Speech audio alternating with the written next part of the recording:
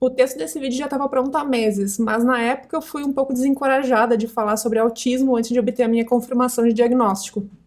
Mas agora eu tô preparadíssima para falar sobre autismo. Mentira, tô aprendendo. E a causa é 100% minha também, e eu revisei já o roteiro. Desde o início da minha pesquisa, eu percebi o quanto que o assunto autismo cresceu nos meios de comunicação de uns anos para cá. Certamente isso foi uma das coisas que me permitiu descobrir o meu diagnóstico, mas infelizmente o que ainda é mais passado é desinformação. E infelizmente muitos de nós que passamos anos e anos sem um diagnóstico acabamos sendo vítimas dessa desinformação. Além de ela atrasar o diagnóstico, ela coopera com o capacitismo.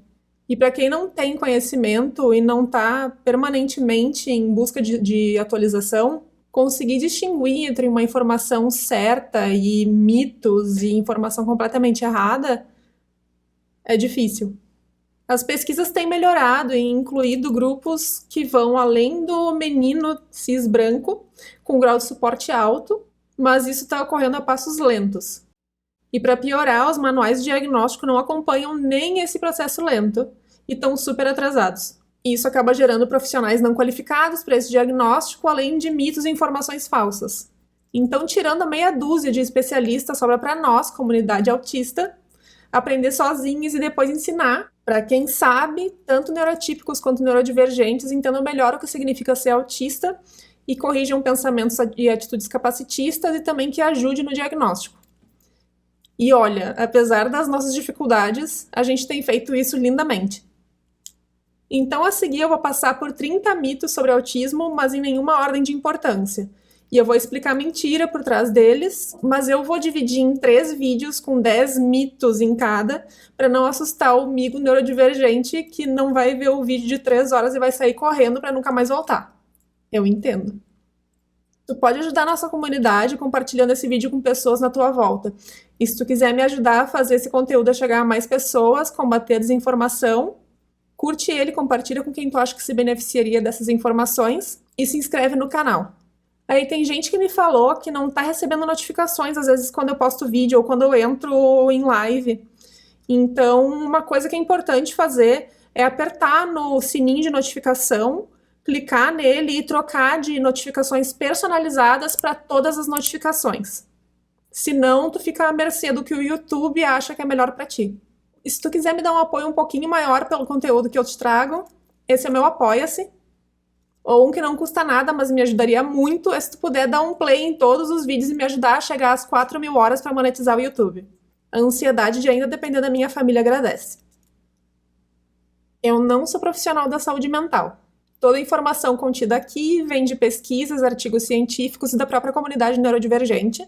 E é importante a gente lembrar que pseudociência não é ciência. E já prepara o print screen por aí que eu já devo ir mostrando algumas pesquisas ao longo do caminho enquanto eu for passando certas informações.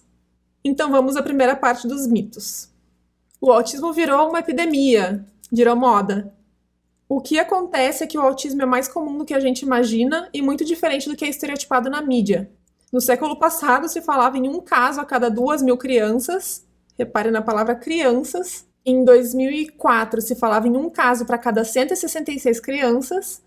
E em 2021, de acordo com o CDC, que é um órgão governamental dos Estados Unidos, foi estimado que uma a cada 44 crianças são autistas, e nesse ano o CDC estimou que uma a cada 36 crianças são autistas. Isso é tipo um aluno por sala de aula. E esse aumento de caso tem feito muitas pessoas questionarem o que está acontecendo, e que pessoa X deve estar exagerando e inventando diagnóstico, já que não foi diagnosticada quando criança. E então não deve ser nada tão grave. Ou que a pessoa Y nem parece ser autista, então não tem como ser autismo. A verdade é que a ciência tem avançado e apesar de faltar muito ainda para a compreensão total do autismo, esse avanço está aprimorando as condições de diagnóstico para adultos, autistas de menor grau de suporte e autistas de alto mascaramento, como pessoas socializadas como mulheres e pessoas pretas. Além disso, no passado se acreditava que, por exemplo, TDAH e autismo não podiam ser diagnosticados juntos, o que fez muitas pessoas serem diagnosticadas apenas como TDAHs. Na verdade, o que eu achava que era diagnóstico médico era uma suspeita, mas agora já está confirmadinho, tá? Inclusive, vai ver a minha playlist com o meu processo de diagnóstico. E ainda tem profissionais que acreditam que esse diagnóstico duplo não pode existir. Hoje a gente tem uma melhora nos diagnósticos, a gente tem profissionais mais preparados, tipo meia dúzia, ampliação dos critérios de inclusão, descoberta relacionada à genética e assim vai. Então pode ter certeza que essa proporção ainda vai seguir mudando e vai te acostumando que vai surgir mais autistas por aí.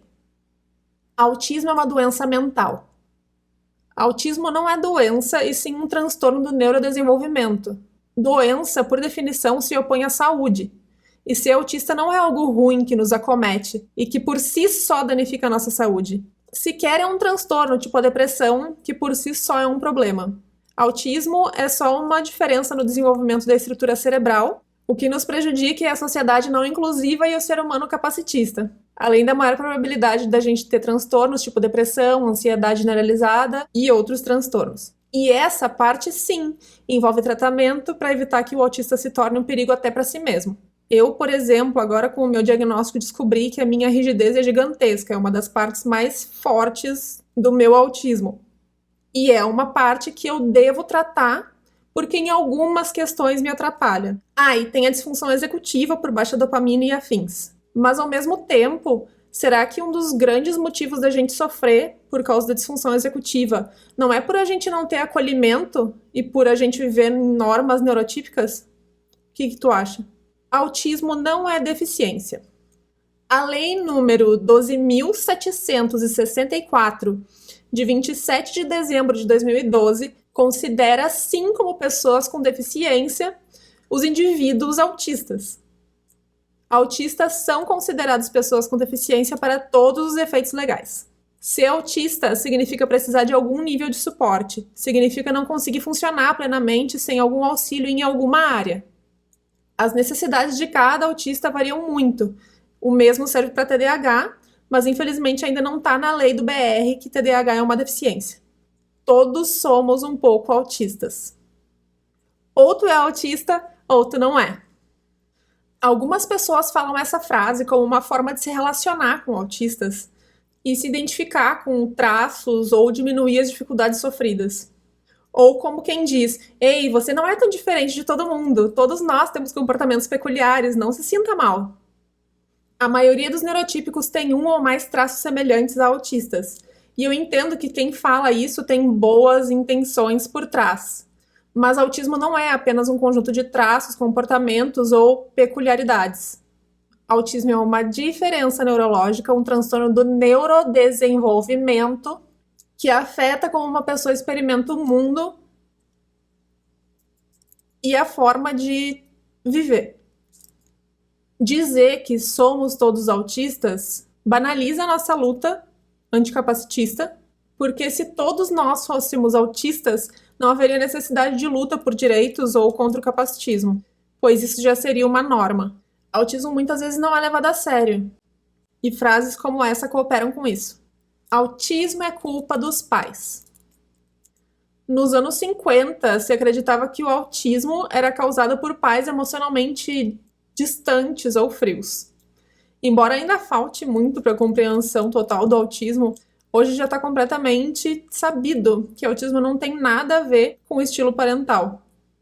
É claro que a forma como um pai cria o seu filho pode ajudar sim uma criança ou um adulto autista a lidar com o mundo, mas não é a causa. Coisa X causa autismo. As pesquisas sobre autismo ainda são uma ciência jovem, mas, embora cientistas já tenham descoberto algumas coisas sobre a origem do autismo, ainda não se sabe tudo. Muitas novas pesquisas já confirmaram uma forte ligação entre autismo e genética e hereditariedade. Existem também alguns estudos que sugerem um fator ambiental durante a gravidez, por exemplo, mas ainda é muito cedo para dar certeza. E existe um grande mito de que as vacinas, especialmente a tríplice viral, causam autismo. Mas a segurança das vacinas é testada repetidamente e diversos estudos envolvendo centenas de milhares de pessoas mostram consistentemente que as vacinas não causam autismo. Em 1998, o Andrew Wakefield fez essa afirmação quanto às vacinas e ela se espalhou.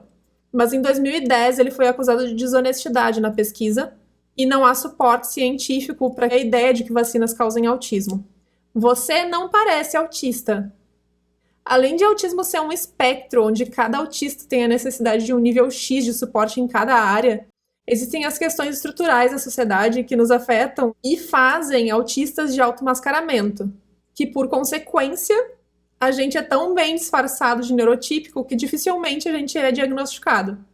A noção de que autismo tem uma cara X também vem de estereótipos como o Sheldon, por exemplo. Mas o Sheldon não define a cara do autismo.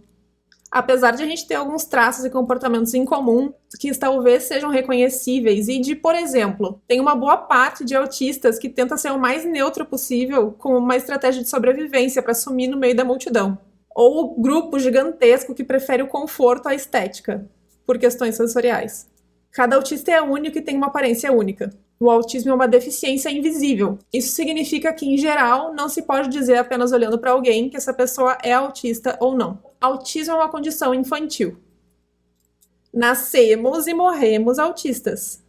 Ou seja, eu vou passar a maior parte da minha vida como autista adulta. Em alguns países, inclusive, tem mais autistas adultos do que crianças. Ou, quem sabe, esses lugares só têm mais especialistas diagnosticando.